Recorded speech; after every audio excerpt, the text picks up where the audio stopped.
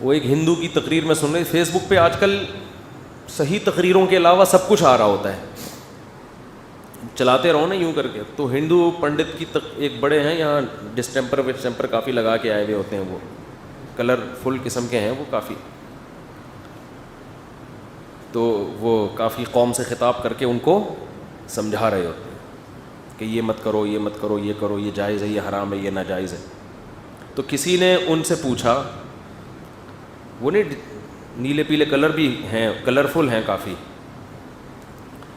تو ان سے کسی نے پوچھا کہ ہم ان بتوں پہ اتنے اتنے کلو دودھ چڑھا دیتے ہیں، اتنے اتنے کلو دودھ چڑھا دیتے ہیں، تو یہ غریبوں کو پلا دیں اتنا دودھ ہم کیا کریں، غریبوں کو پلا دیں، یہ بھگوانوں پہ جو چڑھایا جا رہا ہے اتنا دودھ.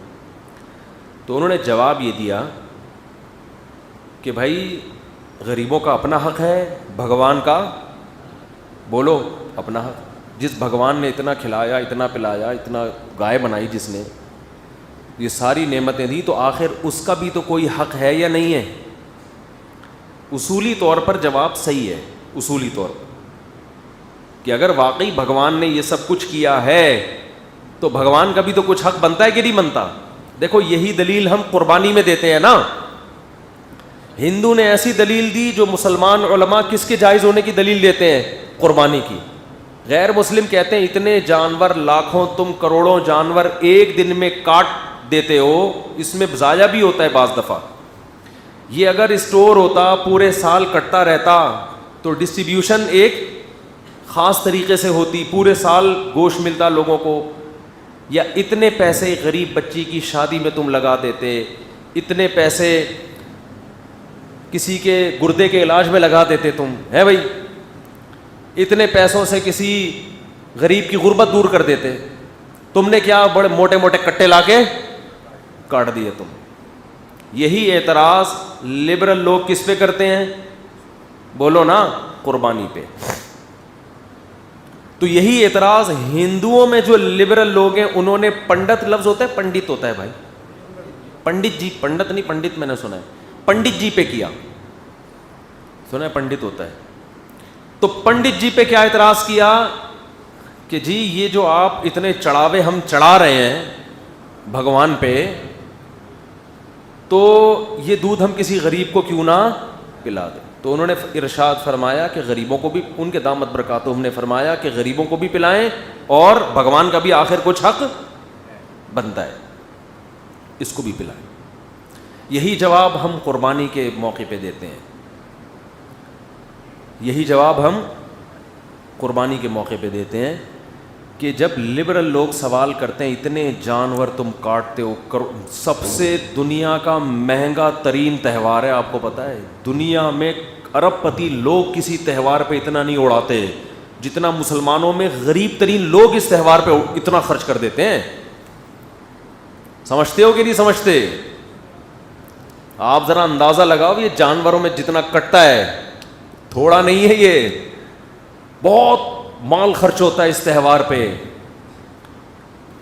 تو سوال پیدا ہوتا ہے اتنا خرچہ، اتنا، ایک طرف سادہ دین ہے، یہ اسلام کیا سکھاتا ہے؟ سادگی. تو اتنا کاٹ دیے جانور. تو ہم جواب میں کیا کہتے ہیں؟ جس اللہ نے بنایا اس کا اتنا حق نہیں ہے کہ اگر وہ کہہ رہے ہیں میرے نام پہ جانور کاٹو تو کاٹ دو، چاہے ضائع ہو جائیں، سڑ جائیں. حالانکہ سڑتے نہیں ہیں، غریبوں کے پیٹ میں ہی جاتے ہیں، لیکن اگر سڑ بھی جائیں تو جس اللہ نے بنایا وہ کہہ رہا کاٹ دو، تو قربانی تو اسی کو کہتے ہیں نا، نقصان کرنا. ارے قربانی پراٹھے کھانے کو تھوڑی کہتے ہیں. قربانی کسے کہتے ہیں؟ آپ مجھے پراٹھے کھلا کے تھوڑی قربانی دلوائیں گے، آپ مجھ سے پراٹھا چھڑوائیں گے تو قربانی ہوگی. آج مفتی صاحب سے ہم نے قربانی لی ہے، کیا خیال ہے بھائی؟ آپ نے میری دعوت کی اور کچھ بھی نہیں کھلایا، میں کہوں یہ کیا ہو رہا ہے؟ آپ کہیں آج ہم نے آپ سے قربانی لی ہے، میں کہوں گا ٹھیک ہے بھائی لے لی، اب تکلیف تو ہوئی لیکن شاید ثواب مل جائے اس پہ. اور آپ نے میری دعوت کی اور پراٹھے رکھ دیے صبح ناشتے میں، تو یہ قربانی نہیں ہے. میں کہوں گا ایسی قربانی روز ہونی چاہیے. تو قربانی کا مطلب کیا ہے؟ نقصان کرنا. تو مسلمان اپنا کیا کرتا ہے؟ نقصان کرتا ہے. یہی گوشت ہم مارکیٹ سے خرید کے کھاتے سستا پڑتا. یہ جو اتنے مہنگے مہنگے بکرے، آپ سوراب گوٹ سے بکرے لے کر آتے ہو ان کے تو حسن و جمال کے پیسے ہوتے ہیں, گوشت کے تھوڑی ہوتے ہیں. یہی گوشت خرید کے اس سے ڈبل کھا لیتے آپ. تو قربانی ہے یہ. تو ہم کہتے ہیں بھائی جس خدا نے ہمیں بنایا, اگر وہ یہ تو کیا بچے قربان کرنا بھی کبھی حکم دیتا تو ہم وہ بھی کر لیتے. ابراہیم علیہ السلام کو تو اس نے کہا تھا بیٹا کاٹو, وہ تو معاذ اللہ گوشت کھانے کے لیے تھوڑی تھا, تو وہ تو اس کے لیے تیار ہو گئے کہ جس نے دیا ہے اس کا حق بنتا ہے کہ اس کے لیے قربانی دی جائے. تو ہندو کے جو ڈسٹیمپر شدہ پنڈت جی تھے انہوں نے بھی ارشاد فرمایا کہ بھگوان پہ جو تم اتنا دودھ چڑھاتے ہو پھر کوئی حق ہے. اصولی طور پہ جواب صحیح ہے, لیکن اس میں ایک بہت بڑا فالٹ ہے کہ جو سچی مچی کا بھگوان ہے اس کے لیے تو یہ چیز سمجھ میں آتی ہے یہ کیا لگتا ہے تمہارا, اس نے کیا دیا ہے تمہیں جو اس پہ اتنے دودھ کے چڑھاوے چڑھا رہے, مسٹنڈا جو بیٹھا ہوا ہے کمبخت, وہ جو بھائی مندروں میں جا کے اس پہ چڑھا رہے ہیں نا, وہ جو بنا ہوا ہے, اس نے کون سے احسانات کیے, یہ کیا لگتا ہے بھائی تمہارا؟ اس سوال کا جواب کیا ہوا؟ نہ سوال کرنے والا یہ سوال کر رہا ہے, وہ بھی پی گیا سوال کو, اور جواب دینے والا بھی اس کو بولتے کیوں نہیں پی گیا. قرآن یہی تو دلیل دیتا ہے کہ پہلے بھگوان ہونا تو ثابت کرو, خدا ہونا, اللہ ہونا, گاڈ ہونا تو ثابت کرو. اس کا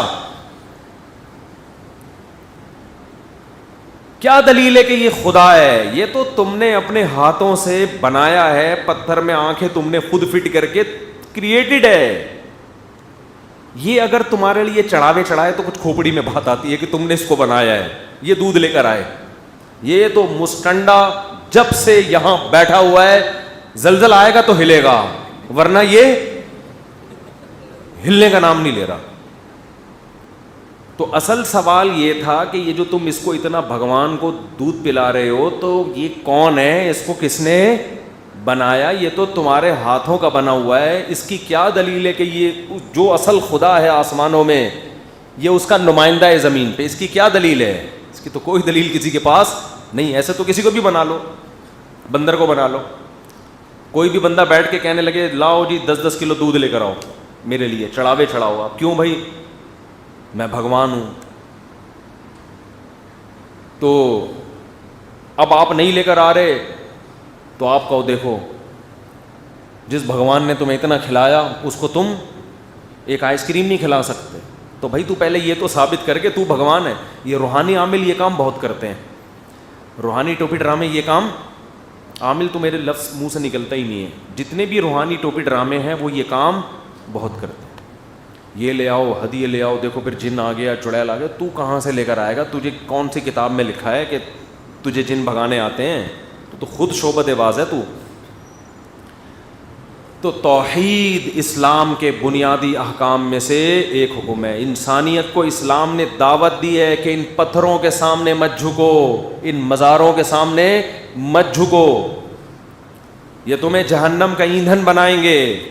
اللہ کہے گا ایک ہندو بچی کا فون آیا, بیچاری مسلمان ہو گئی تھی, اس نے کہا کہ میرے ابا صبح مٹھائی رکھ کے جاتے ہیں بھگوان کے سامنے, شام تک وہ مٹھائی ویسی کی ویسی پڑی رہتی ہے, بھگوان کو اتنی توفیق نہیں ملتی کہ یوں منہ نیچے کر کے اس کو غور سے دیکھ ہی لے.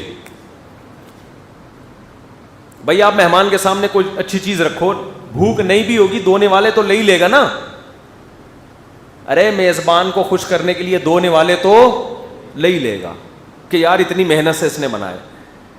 لیکن یہ بھگوان ایسا ہے کہ اتنی بھی توفیق نہیں کہ یوں کر کے دیکھ لے, جیسے دیکھ رہا ہے ویسے کہ ویسے ہی دیکھ رہا ہے, پھر ابا شام کو آ کے اٹھا لے. اس کا بھی یہ بھی پنڈت جی سے سوال پوچھا گیا تھا کہ ہم تو دیکھتے ہیں مٹھائی رکھو شام کو ویسی کی ویسی. تو پنڈت جی کا جو ارشاد تھا, انہوں نے ارشاد فرمایا کہ یہ جو مٹھائی سے جو گیسز نکلتی ہیں, گیسز, ان گیسوں سے بھگوان لطف اندوز ہوتے ہیں. ان گیسوں سے بھگوان کیا ہوتے ہیں؟ بولو, لطف اندوز ہوتے ہیں. پہلی بات تو یہ ہے کہ بھگوان اتنے نفیس کیوں ہیں, اتنی پرتکلف لائف ان کی ہے بھائی, اتنا نفیس مہمان آئے, مٹھائی سونگھنے سے اس کا شوگر لیول بڑھ جائے, کہو گے بھائی اتنے نفیس لوگ اس معاشرے میں چل نہیں سکتے. دوسری بات یہ کہ بھگوان لطف اندوزی کے لیے اس گیس کا محتاج کیوں ہے جو اس میں سے نکل رہی ہے؟ اس کا مطلب وہ بھگوان نہیں ہے, وہ تو مادی چیزوں کا محتاج ہے. خیر میرا مقصد ابھی ہندو مذہب کو چھیڑنا نہیں ہے, میرا مقصد تو یہ بتانا ہے کہ شکر ادا کرو, اللہ نے ہمیں کیا بنایا؟ توحید پرست. ہمارے پاس اس خدا کے خدا ہونے کے دلائل ہیں جس پہ ہم ایمان رکھتے ہیں.